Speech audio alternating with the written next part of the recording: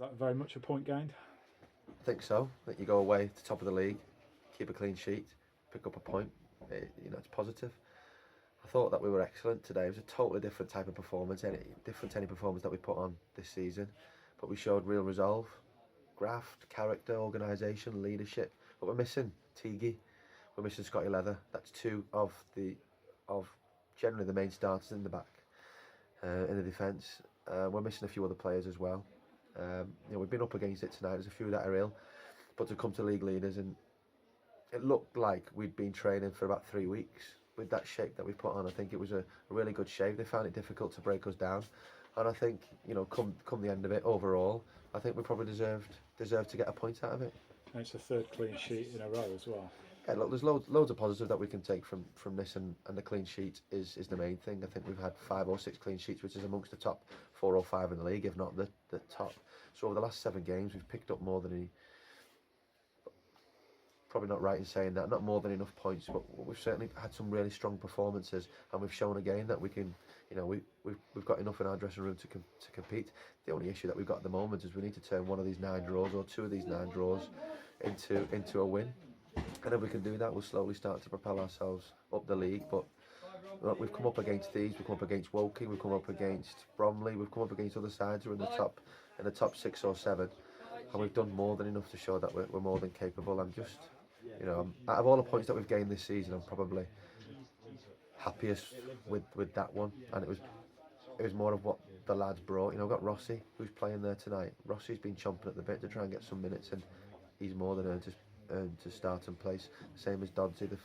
Lots of lads have really stepped up, but I think Bainesy and Meps, the leaders, have needed to step up because they've not got that natural skipper, if you like, in terms of Teague, and they've really stepped up. They've shown what we're made of, and in the dressing room there, they're all made up with each other because we're all in it together. We need to all be in it together between now and the end of the season. After weathering that initial storm in the second half, where there seemed to be wave after wave of attack, were you confident of seeing it through after you defended so well? I think in the first half I was more confident. I thought that we weathered the storms really well, and we'd actually looked probably more likely to score on the break in the first half. We had a few half-decent opportunities.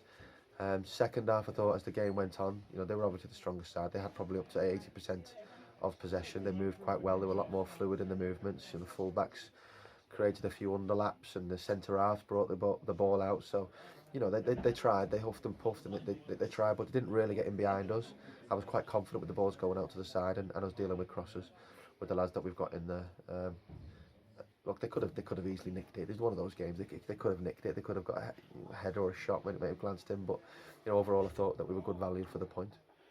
Looking ahead, another difficult away game and another long trip to Eastleigh on Saturday. Yeah, it doesn't get any easier. We'll be training Thursday. The lads will have a half day at work Friday for us to leave around about half 3 from the ground, and then we'll prepare for Eastleigh, which is going to be just as tough as tonight, if not tougher. So we've shown that we're very much in the games.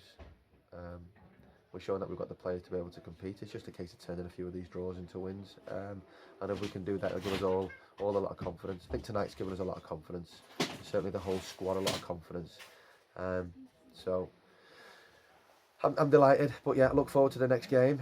They do come quick, they come thick, and they come fast, and they don't get any easier. So I'm just hoping that the lads can stick together. We've got a good group in there, believe in themselves, and hopefully we can keep picking up some points. And finally, just a quick word on the FA Cup draw. Obviously, Spenny will come to Victory Park again. Yeah, great. It'd be good to see Jason again and the lads. I think they've had the best of starts of their season. I think they were expected to be up there, and I certainly thought they'd be up there. They've stuttered a little bit for 1 or 2 reasons. I don't know how well they've necessarily played as much this season, but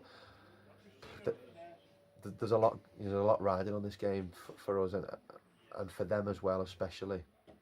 It's a chance to try and put a few wrongs right. We were certainly, I felt we were certainly the better side and worth the win on that day, despite it going down to penalties. But they'll have that in their locker for the team talk to get the lads extra motivated for it. But listen, this cup's massive to us, and it's lucrative to us, and with the league that we're in at the moment, to be able to compete with the teams around us. I mean, I'm trying to help the lads to bring in 1 or 2 players, and I can't get anywhere near what other teams are offering. I mean, I've seen Stockport have signed a couple today. Solihull are signing players that we're interested in. So it's very tough to be able to compete with these clubs, with the with the resources that they've got. But you know, little old Chorley are giving it a good go, and that's what makes the Spennymoor game even more important for us.